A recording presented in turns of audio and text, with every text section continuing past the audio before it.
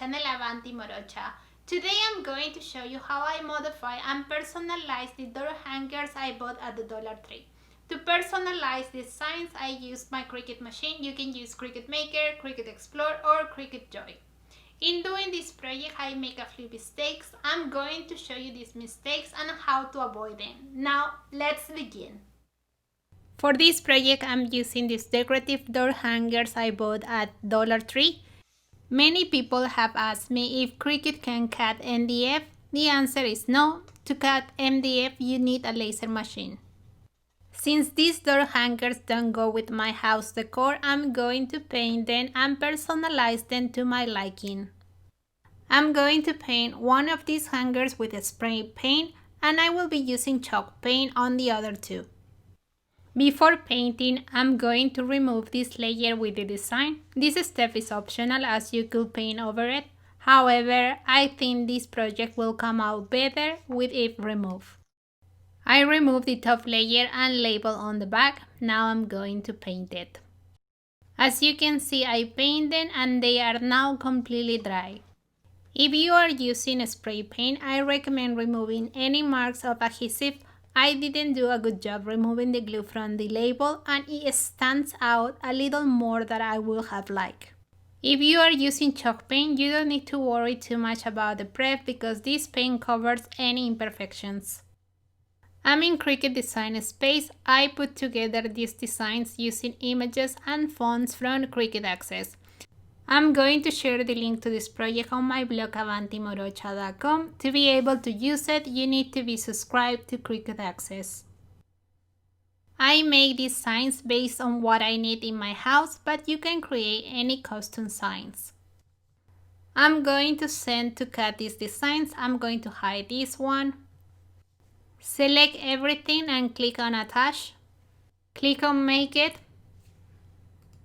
Now click on Continue. Select the material. I'm using vinyl.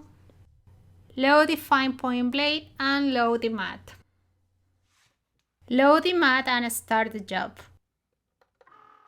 I fast forwarded this part of the video. The process to cut these designs took 7 minutes. Remove the vinyl from the mat. As you can see, I'm using removable adhesive vinyl. In my opinion, this is the best when making stencils used over wood. Divide the designs. Start the weeding. I'm using the vinyl to make a stencil, so I'm going to remove the leathers. If you follow me for a while, you know I don't have a 20/20 vision. For this reason, I like using Cricut Bright Path, which helps me to see the cutting lines. The only function of the Bright Path is to illuminate your projects better. I have this stencil ready. Now I'm going to weed the other stencils. Now I have all the stencils and I'm going to start the transfer process. Cut a piece of transfer tape. Here I make a mistake and I use a strong grip transfer tape. Place it over the design.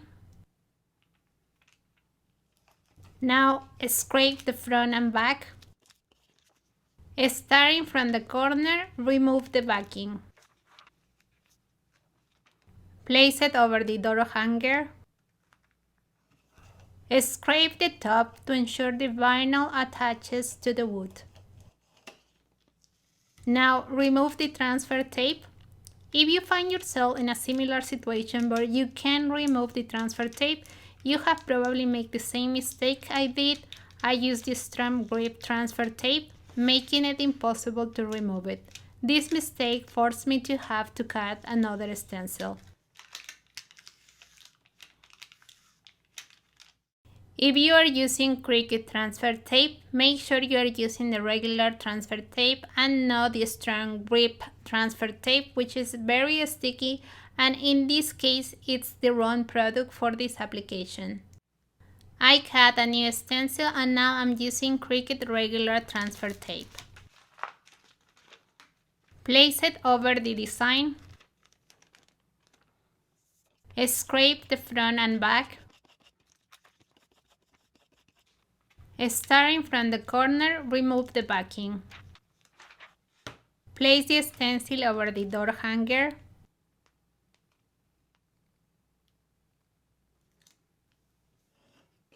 Scrape the top to make sure the vinyl attaches to the hanger. Now remove the transfer tape.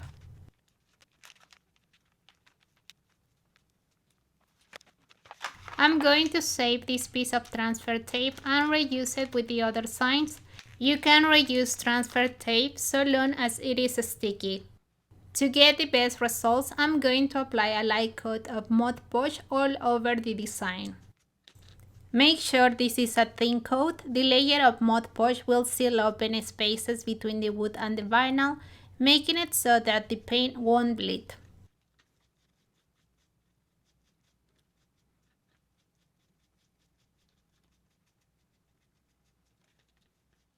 I'm going to dry the Mod Podge with my hair dryer. This will take less than a minute.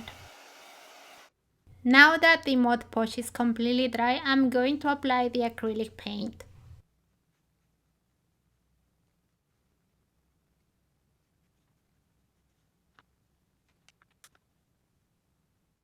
I'm going to dry it with my hair dryer. You could also leave it to air dry.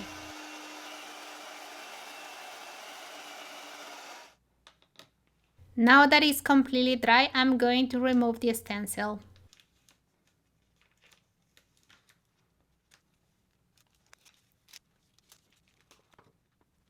Remove the small pieces inside the letters and the image. I'm going to fix some of the imperfections using a small brush and acrylic paint.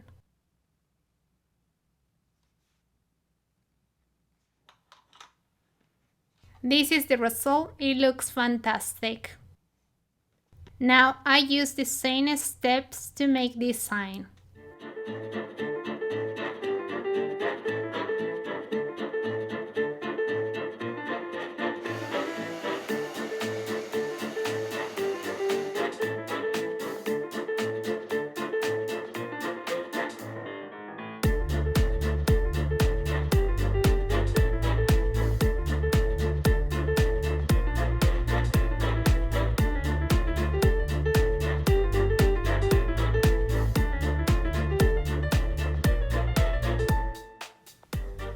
In this sign, I used the same steps as the previous two, but for some reason it didn't work the same way. Because this sign is black, I applied 2 coats of white paint. When removing the vinyl, the result was not the best. I don't know if it has to do with how the hanger was painted. This was the only hanger where I used spray paint. Or maybe the acrylic paint I used was too old. I'm going to cut the design again, but this time I'm going to use permanent adhesive vinyl since I'm going to place the design over the hanger. This time I'm not making a stencil and I'm not going to paint it. I cut the design again, and when I started weeding, I noticed the cut wasn't perfect. If something like this happened to you, this can be some of the causes. You put the wrong material on the design space, your blade is worn out, and it's time to replace it. In my case, it was time to replace my blade. I cut the design again. Now I'm going to start the weeding. This time I'm not making a stencil, so I'm going to leave the design on the backing and remove the extra material. Don't forget to remove the vinyl inside the letters.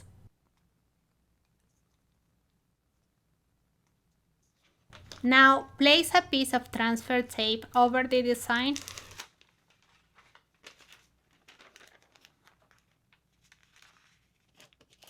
Scrape the front and back.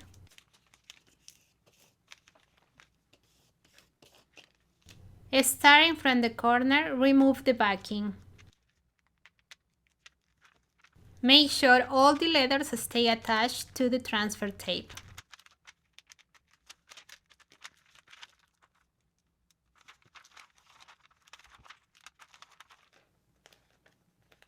Now place it over the door hanger.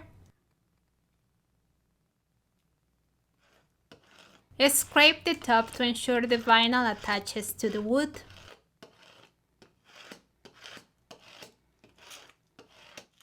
Now remove the transfer tape.